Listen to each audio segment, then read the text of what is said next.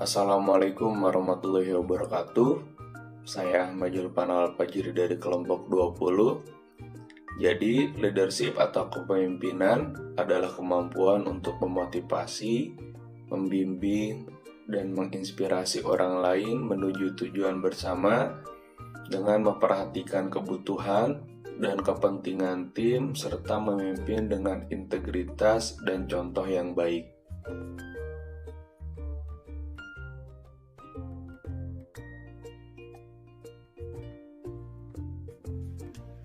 Perkenalkan, nama saya Amanda Putri Asia dari kelompok 20.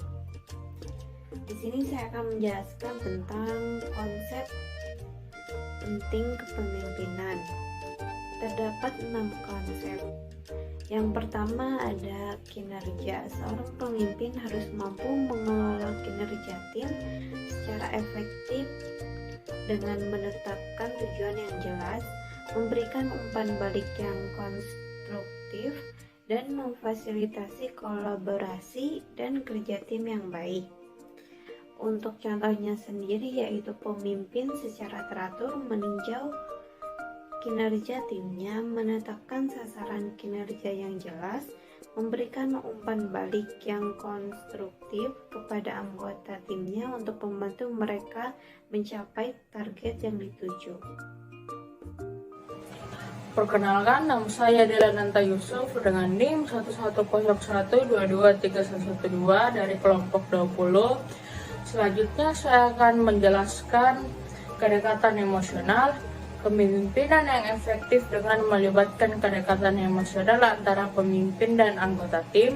Ini mencakup mendengarkan dengan empati, memahami kebutuhan dan kekhawatiran anggota tim, dan membangun hubungan yang kuat berdasarkan saling percaya dan saling menghormati. Contohnya itu, pemimpin tidak hanya fokus pada hasil kerja, tetapi juga peduli dengan kebutuhan dan kebahagiaan anggota timnya, dan saling berinteraksi secara pribadi, mendengarkan permasalahan mereka, dan memberikan dukungan saat dibutuhkan.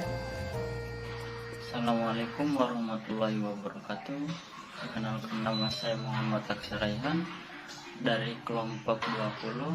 Di sini saya akan menjelaskan tentang mengenai pengembangan anggota dan contohnya. Jadi, seorang pemimpin yang baik akan membantu anggota tim untuk tumbuh dan berkembang secara profesional dan pribadi.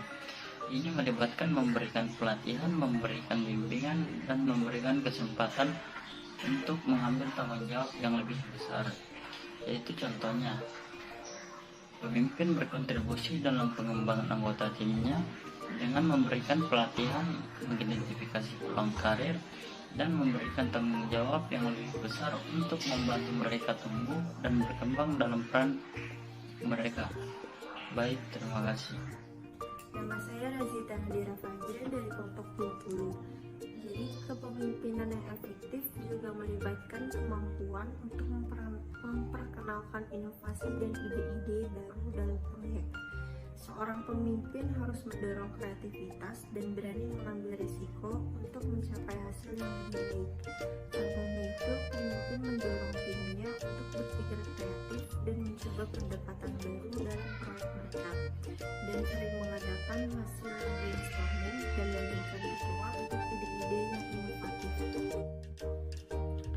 Contohnya itu adalah pemimpin dinilai berdasarkan pencapaian hasil proyek dan memastikan bahwa semua proyek atau tugas yang dikerjakan oleh tim yang selesai tepat waktu dan sesuai dengan standar kualitas dan target yang dicapai. Pencapaian hasilnya itu adalah kepemimpinan harus diukur berdasarkan hasil yang dicapai. Seseorang pemimpin yang efektif adalah orang yang mampu mencapai tujuan dan target organisasi dengan kinerja yang baik. Etika dan integritas. Integritas adalah kunci dalam kepemimpinan yang efektif. Seorang pemimpin harus bertindak dengan etika yang tinggi, memimpin dengan contoh yang baik, dan memastikan bahwa semua keputusan yang diambil dengan mempertimbangkan kepentingan yang lebih realistis. Contohnya itu seperti memimpin dengan contoh yang baik dan selalu bertindak dengan integritas yang tinggi, dan memastikan bahwa semua keputusan dan tindakan yang diambil timnya sesuai dengan nilai dan prinsip organisasi. Oke, selanjutnya saya dari teman saya Suci akan menjelaskan mengenai kesimpulan. Kepemimpinan memainkan peran penting dalam membentuk kesuksesan dan kesejahteraan baik bagi individu maupun organisasi.